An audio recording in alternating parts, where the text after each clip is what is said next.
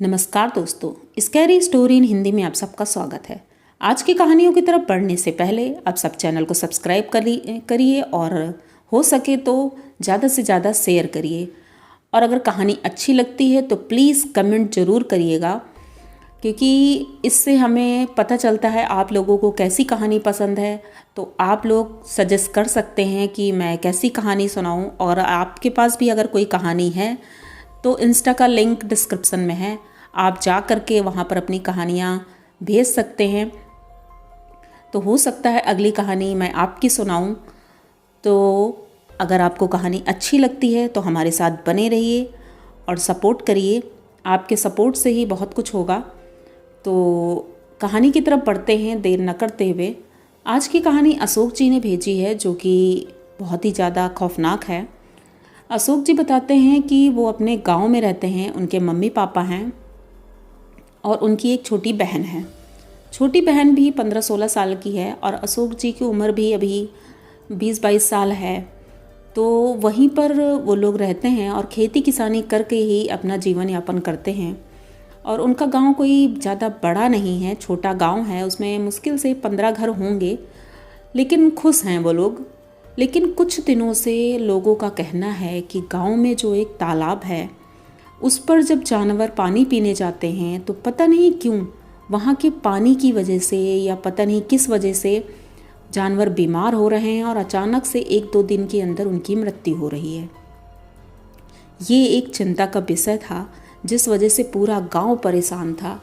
कुछ समझ में नहीं आ रहा था किसी को कि ऐसा क्यों हो रहा है, और सब लोग बहुत ज़्यादा परेशान हो रहे थे।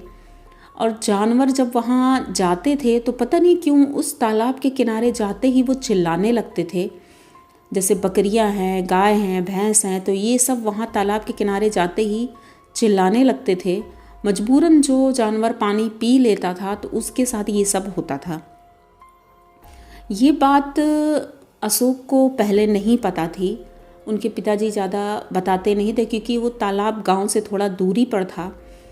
तो ये एक दिन अशोक जानवरों को चराने के लिए अपने घर से निकला, और जब काफ़ी देर हो गई तो इनके पिताजी ढूंढते हुए जंगल की तरफ बढ़े और उन्होंने देखा कि इनके जानवर भी तालाब की तरफ जा रहे थे।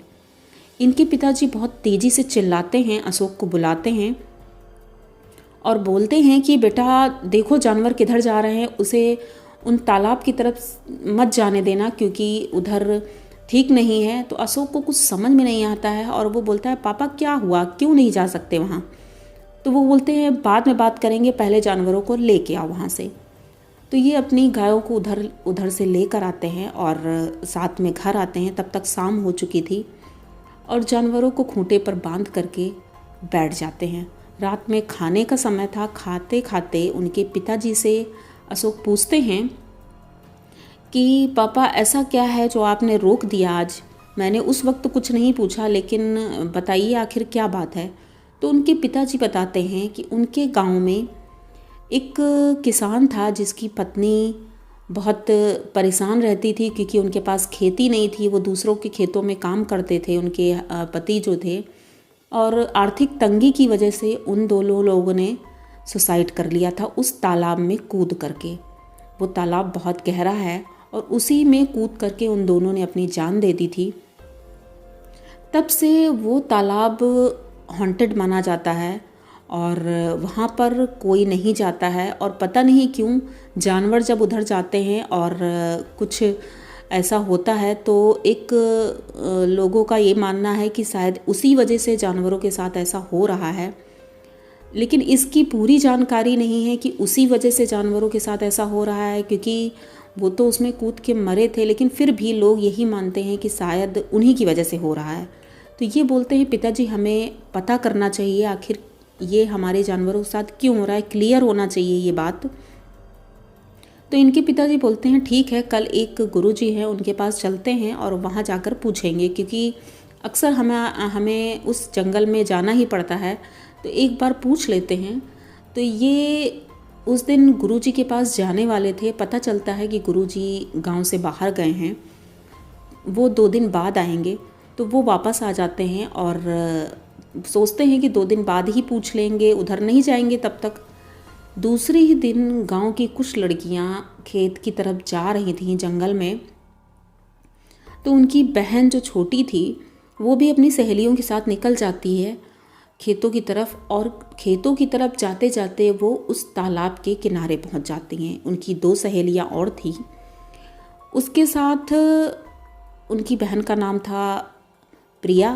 तो प्रिया जब तालाब के किनारे जाती है तो उसे लगता है कि तालाब के किनारे 2 लोग बैठे हैं और उसकी तरफ अजीब से देख रहे हैं, घूर रहे हैं। तो प्रिया उनको देखती है और सोचती है क्या ये मुझे जानते हैं, ये मुझे क्यों देख रहे हैं। पर ये अवॉइड करती है और अपनी सहेलियों से बात करती रहती है।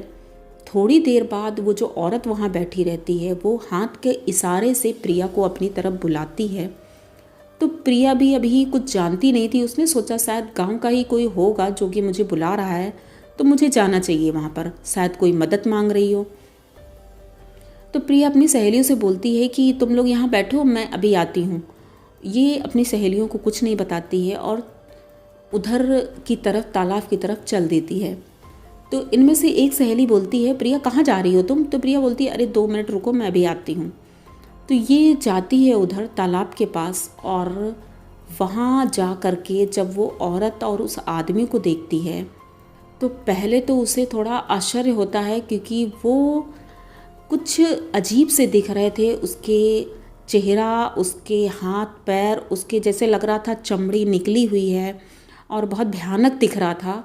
तो ये बोलती है आप लोग ऐसे कैसे हैं, आपके हाथ ऐसे क्यों हैं, आपके पैर ऐसे क्यों हैं?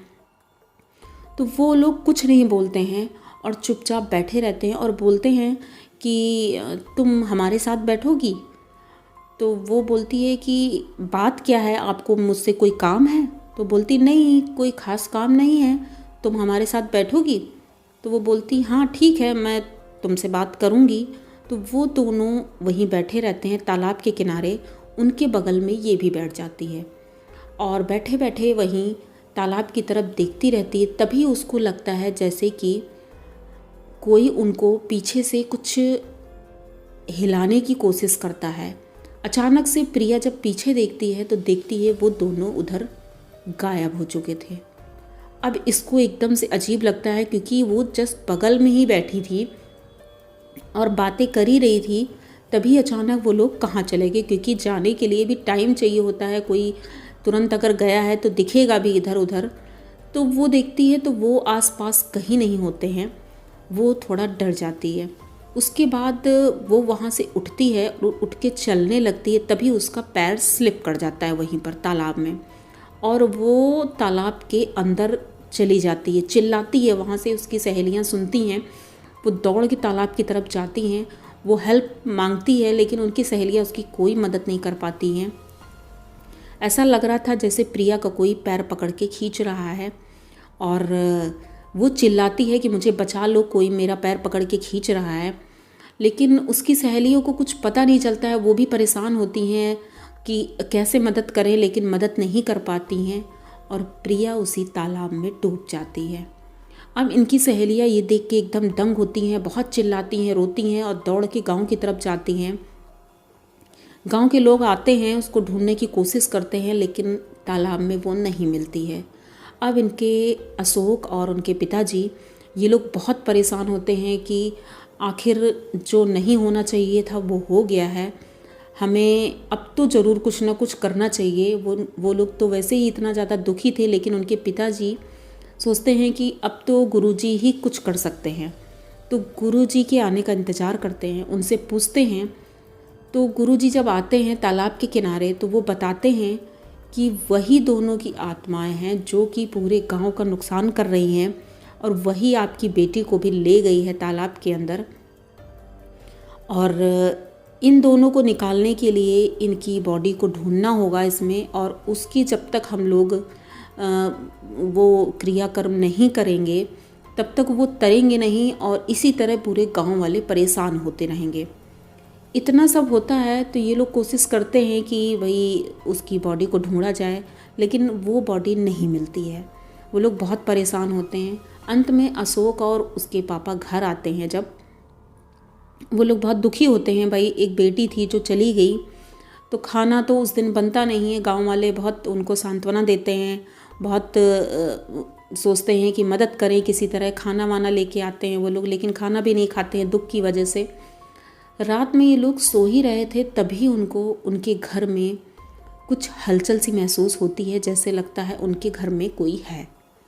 अब ये चीज़ थोड़ा डरा रही थी उनको, और वो अपने घर में, पूरे घर में देख लेते हैं कि आखिर ये हलचल कहाँ से हो रही है। जैसे कि किचन में लगता था बर्तन गिर रहे हैं, छत पे कोई चल रहा है, ये सारी एक्टिविटीज़ उनके घर में अब होने लगी थी।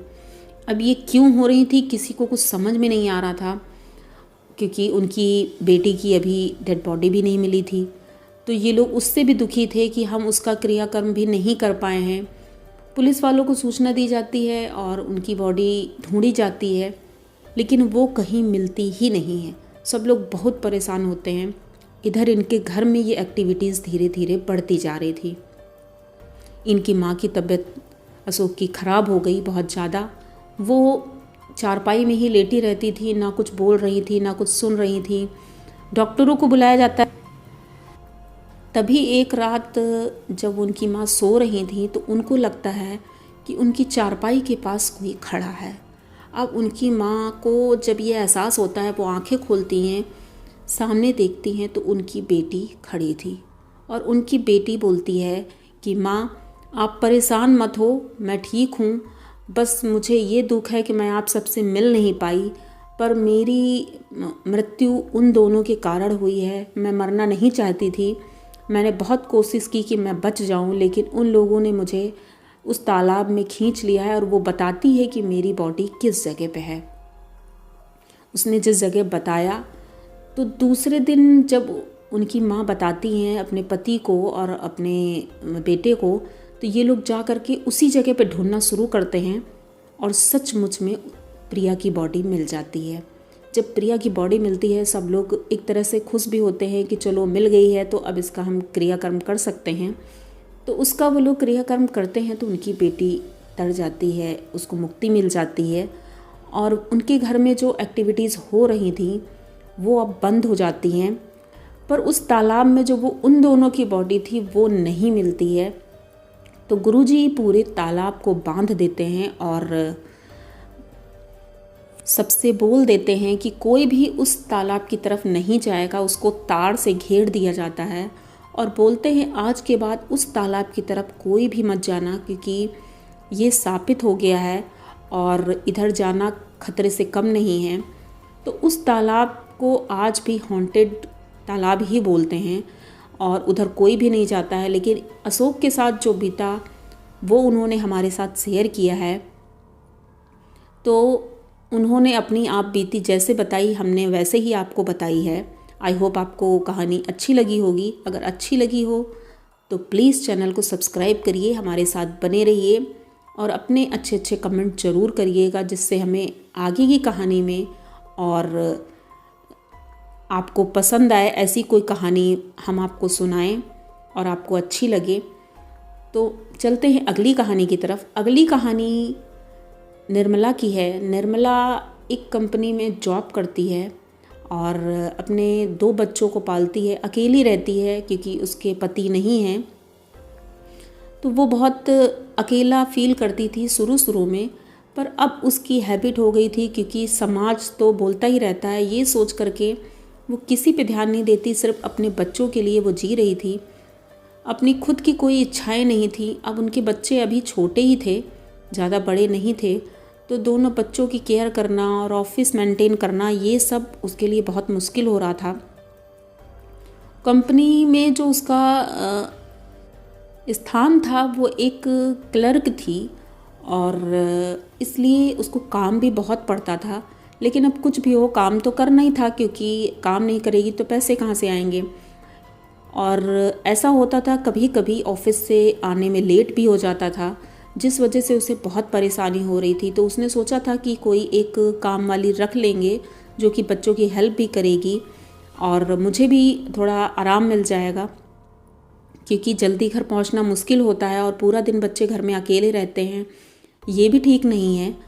तो उन्होंने सोचा कि एक काम वाली रख लेते हैं। मन में सोच ही रही थी कि एक दिन उनके डोरबेल बजती है और उनके दरवाजे पर एक औरत आती है।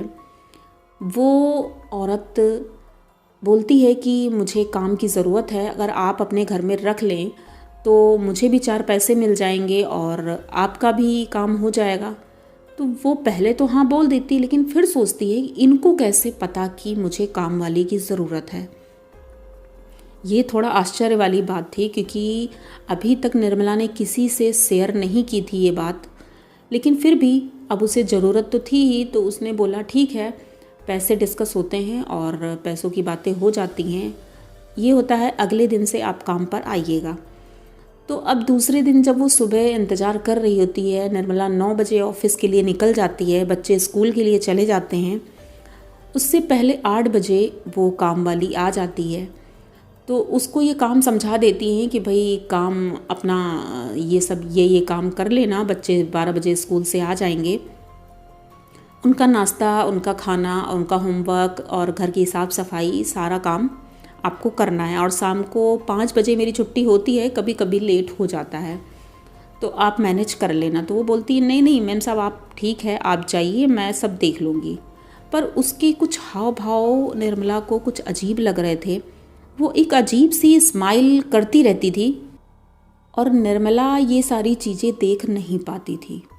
ऐसे ही जब कुछ दिन बीतते हैं तो उन्हें लगता है कि बच्चों की तबीयत कुछ ठीक नहीं रहती है। पता नहीं क्यों जब से ये आई है, मुझे लगता है तभी से ऐसा हो रहा है। एक दिन बच्चे रात में पूछते हैं अपनी माँ से कि मम्मी ये आंटी ये ऐसे क्यों करती हैं। तो वो बोलती हैं कि ऐसा क्या करती हैं बेटा। तो वो बताते हैं कि मम्मी जब आप नहीं रहती हो घर पे तो वो आंटी कमरे में कोई पूजा करती रहती हैं। पता नहीं कौन सी पूजा करती हैं, लेकिन हम दोनों को बाहर कर देती हैं रूम से। तो वो सोचती हैं ऐसा क्या करती है हमारे घर में, वो तो पता करना पड़ेगा। और बच्चों की तबीयत वैसे ही ख़राब हो रही है और अब तो मेरी छुट्टियां भी नहीं हैं कि मैं कोई छुट्टी ले लूं, ऑफिस से जल्दी छुट्टी भी नहीं होती है, संडे का ही एक दिन मिलता है। तो वो वेट करती है अगले संडे को मैं ये चीज़ नोटिस करूँगी, आखिर ऐसा क्या होता है। तो वो औरत घर में कोई पूजा करती थी और ये शायद कोई तंत्र विद्या थी या क्या थी, जिसकी वजह से उनके घर में नेगेटिविटी फैलती जा रही थी। उनके बच्चे बीमार होने लगे थे। अब ये काम पर भी फोकस नहीं कर पा रही थी कि बच्चों को उसके सहारे छोड़कर जाती थी। संडे का दिन आता है और वो घर पर ही होती हैं। उस दिन अपनी बच्चों से बोलती हैं बच्चों चलो बाहर हम लोग घूम के आते हैं, आंटी तब तक काम करेंगी। और अपनी उससे काम वाली से बोलती हैं कि अभी हम 2 घंटे बाद आ जाएंगे, तब तक तुम काम करके रेडी रखना, खाना बना लेना और हम आकर के खाना खाएंगे। वो बोलती हाँ हाँ ठीक है मैडम, आप जाओ और मैं देख लूँगी। तो वो काम करने के बहाने जब ये तीनों चले जाते हैं तो ये खिड़की से बाहर से देखती है कि वो कमरे में कुछ ज़मीन पर बना करके कुछ पूजा कर रही है। दिए जलाए हैं उसने और पता नहीं क्या पूजा कर रही थी, अजीब सा बड़बड़ा रही थी। कोई खोपड़ी लेके रखा था उसने, कुछ अजीब ही था, वो पूजा कर रही थी। तो ये सोचती है अचानक से अब मैं जाऊंगी तो हो सकता है ये हमारे ऊपर कुछ ना कर दे या ऐसा कुछ ना कर दे। तो ये उसको हटाने की सोचती हैं कि इसको मैं ऐसे ही हटा दूंगी घर से और सब ठीक हो जाएगा। थोड़ी देर बाद ये दरवाज़ा नॉक करती हैं तो वो जल्दी जल्दी सब क्लीन करके दरवाज़ा खोलती है। और ये सोचिए कि उस 2 घंटे में तो ये पूजा ही कर रही थी, तो फिर खाना कैसे बन गया। बोलती है कि खाना बन गया, तो बोलती हाँ मैडम खाना बन गया है, आप लोग खाना खाइए। वो खाना लगाती है। अब ये लोग खाना खाते हैं, पर अब निर्मला सोच रही थी अब इसे मैं घर से निकालूँ कैसे। तो ये बोलती है काम वाली से कि ऐसा है मैं सोच रही हूँ कुछ दिनों के लिए मुझे यहाँ से बाहर जाना है, अपने गांव जाना है, तो तुम छुट्टी ले लो और उसके बाद जब ज़रूरत होगी तो मैं बुलाऊँगी तुमको। तो वो बोलती है क्यों मैडम, मेरा काम पसंद नहीं है आपको। तो कहती नहीं काम ठीक है पर मुझे जाना है, इसलिए मैं चाहती हूँ कि तुम यहाँ से चली जाओ। पर वो समझ जाती है कि शायद कुछ तो गड़बड़ है। ये मुझे काम से निकालना चाहती हैं। तो वो थोड़ा गुस्सा भी हो जाती है और बोलती है ठीक है, गुस्से में बोलती है ठीक है मैं जा रही हूँ, और वो चली जाती है।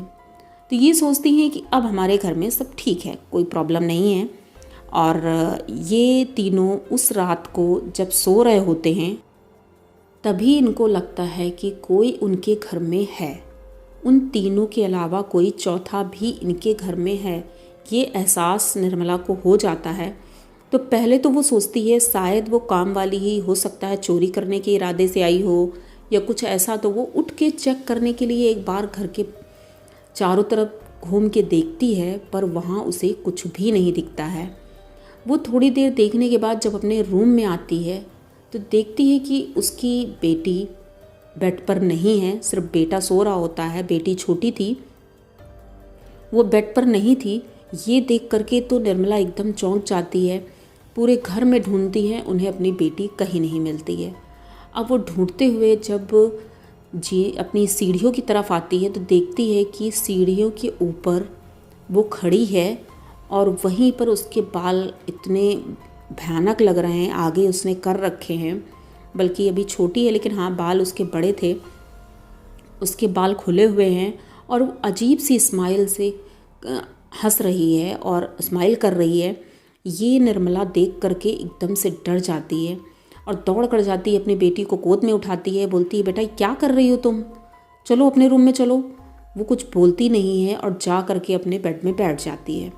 अब ये उसको सुलाती हैं और बगल में खुद सो जाती हैं। थोड़ी देर बाद उनकी बेटी उठती है और पालथी मारकर बैठ जाती है और फिर से पता नहीं क्या बड़बड़ करती रहती है। निर्मला जी को कुछ समझ में नहीं आता है ये क्या कर रही है, और उसके बाद उठ के ये बाहर की ओर चल देती है। अब निर्मला उसको फिर से पकड़ती है और बैठालती है कि बेटा क्या कर रहे हो, बैठ चुपचाप सो जाओ। लेकिन वो कुछ सुनती नहीं और तभी इतनी भारी आवाज़ में वो बोलती है आपको क्या परेशानी है, आप मुझे क्यों पकड़ रही हो, क्यों परेशान कर रही हो। अब वो एकदम चुप हो जाती हैं कि ये आवाज़ तो मेरी बेटी की नहीं है। ये सुनकर के उनके तो होश एकदम उड़ जाते हैं और वो इतना ज़्यादा डर जाती हैं कि यहाँ पर कोई और है भी नहीं हेल्प करने के लिए, मैं अकेली क्या करूँगी, इतना परेशान होती हैं वो। उसके बाद वो उसको ले के गोद में बैठी रहती हैं, उसे जाने से रोकती हैं। और थोड़ी देर बाद जब उन्हें एहसास होता है कि कुछ ज़्यादा ही भारी लग रही थी उनकी बेटी, आज वो गोद में बैठालती हैं तो उन्हें लगता है जैसे 50 किलो की बोरी उठा करके बैठी हैं, इतना भारी लग रही थी। वो उनको उठाती हैं और उठा करके उसको झटक देती है वो, और उसके बाद तुरंत दौड़ के अपने मंदिर में जाती है और मंदिर से भगवान का टीका लेकर के आती है और अपनी बेटी को लगा देती है। जैसे ही वो टीका लगाती है उसके बाद उनकी बेटी थोड़ा नॉर्मल होती है और जैसे उसे बेहोशी आने लगती है और वो सो जाती है। और उसके बाद अब ये सोचती हैं कि अब मुझे क्या करना चाहिए, क्योंकि उनका घर में रहना तो मुश्किल ही था, थोड़ा अजीब लग रहा था और उन्हें पूरा शक था कि ये हो सकता है उसी की वजह से हो रहा है जो वो घर में पूजा कर रही थी। और अब मुझे किसी को बुलाना होगा। किसी तरह रात गुजरती है और जैसे ही सुबह होती है वो तुरंत अपने पड़ोस में जाती हैं, पड़ोस वालों को बताती हैं ये सारी बातें। तो वो पड़ोस वाले बताते हैं कि मैंने तो तुम्हारे घर में किसी काम वाली को कभी देखा ही नहीं। अब ये चीज़ तो बहुत ही ज़्यादा सोचने वाली थी कि इतने दिनों से वो काम कर रही है, 15-20 दिन हो गए हैं, और उसे किसी ने देखा ही नहीं मेरे घर में आते जाते, ऐसा कैसे हो सकता है।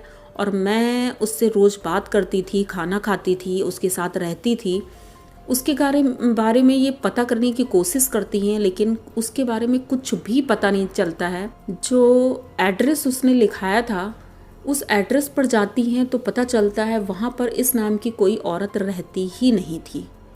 अब ये तो बहुत ही ज़्यादा अजीब था। पर उसके बाद जब वो वहाँ से वापस लौट कर आती हैं तो सभी लोग उनको यही सलाह देते हैं कि तुम लोग हो सके तो जितनी जल्दी इस घर को खाली कर दोगे वही आपके लिए बहुत सही रहेगा। तो जल्दी जल्दी में वो लोग वो घर खाली कर देते हैं और खाली करने के बाद अब वो लोग थोड़ी दूरी पर ही एक घर लेते हैं किराए पर और वहीं रहने लगते हैं। और आज दिन तक जिस घर में ये पहले रहते थे उस घर में अब कोई रहने नहीं आता है। अब पता भी नहीं चलता है कि वो जो औरत आई थी वो कौन थी, वहाँ क्यों आई थी, कैसे आई थी, किस लिए आई थी, ये सारी बातें किसी को पता ही नहीं। और इन्होंने भी ज़्यादा कोशिश नहीं की क्योंकि ये सोच रही थी जितना दूर हम इससे रहें वो ठीक है, क्योंकि उनके भी छोटे छोटे बच्चे थे और कोई था नहीं। तो फ़िलहाल तो ये और इनके बच्चे दोनों ठीक हैं और सब ठीक है। तो इन्होंने जितनी कहानी सुनाई मैंने उतनी ही आपको सुनाई है। आई होप आप सबको कहानी पसंद आई होगी। इनमें से कौन सी कहानी आपको पसंद आई है? जो भी कहानी पसंद आई हो तो कमेंट करके ज़रूर बताइएगा। और आपको भी कोई कहानी भेजनी है तो आप भेज सकते हैं, इंस्टा का लिंक डिस्क्रिप्शन में है। तो हो सकता है अगली कहानी मैं आपकी सुनाऊं। तो मिलते हैं अगली कहानी में। धन्यवाद।